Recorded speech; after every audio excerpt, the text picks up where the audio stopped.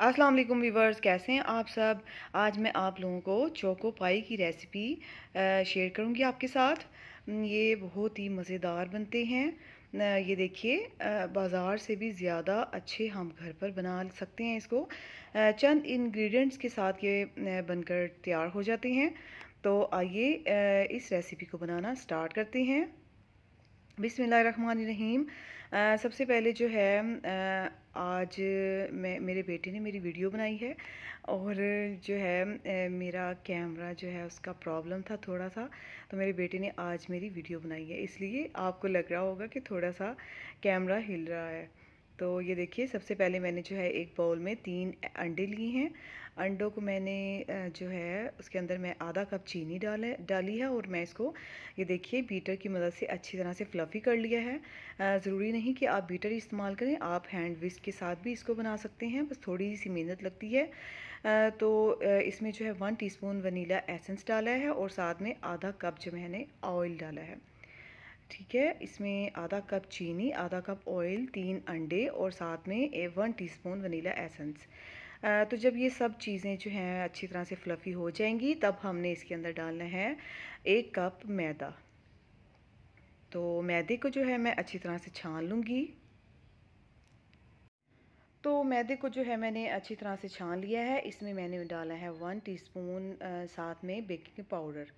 तो साथ में बेकिंग पाउडर भी मैंने इसमें शामिल कर दिया था। ये सारा जो है अच्छी तरह से मैंने छान के इसमें डाल दिया है और हल्के हाथों के साथ आपने इसको मिक्स कर लेना है। ये देखिए, इसका इस तरह सा कुछ बैटर हो जाना चाहिए, क्रीमी सा।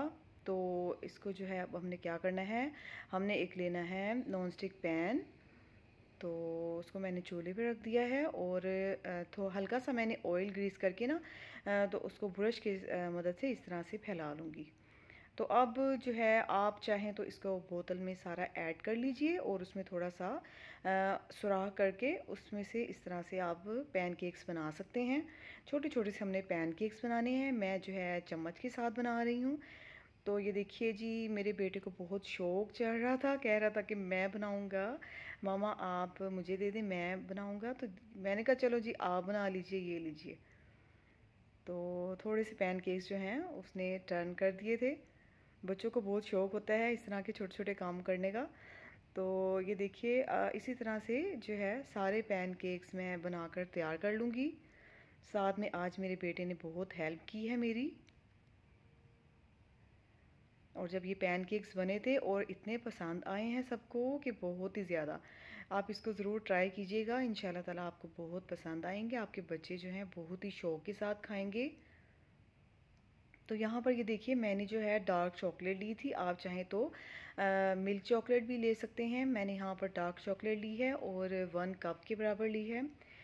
तो इसको मैंने अच्छी तरह से क्रश कर लिया है छोटा छोटा सा नाइफ़ के साथ।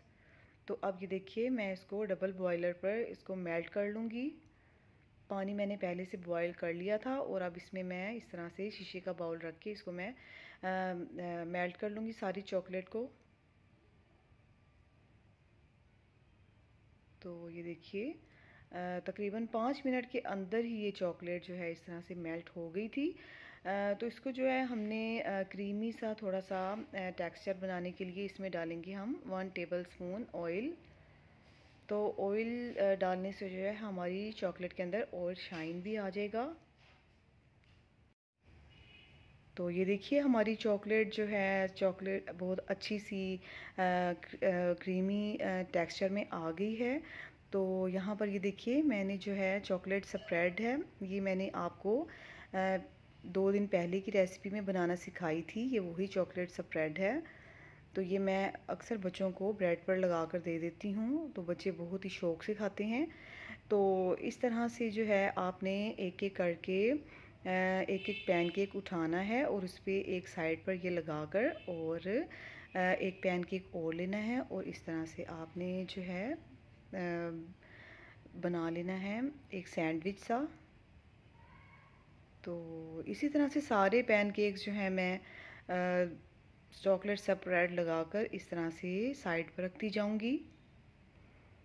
तो अब जो है सारे पैनकेक्स को चॉकलेट स्प्रेड मैंने लगा ली है, और जो चॉकलेट मेल्ट की थी ना मैंने, डार्क चॉकलेट, ये वो है। मैं इसको अच्छी तरह से कवर कर लूँगी इसके अंदर डालकर, इस तरह से, ये देखिए। और अब एक जो है मैंने जाली ली है, इस तरह से, ये देखिए, प्लेट के ऊपर रख लीजिए। तो जो बाकी की चॉकलेट होगी वो नीचे चली जाएगी।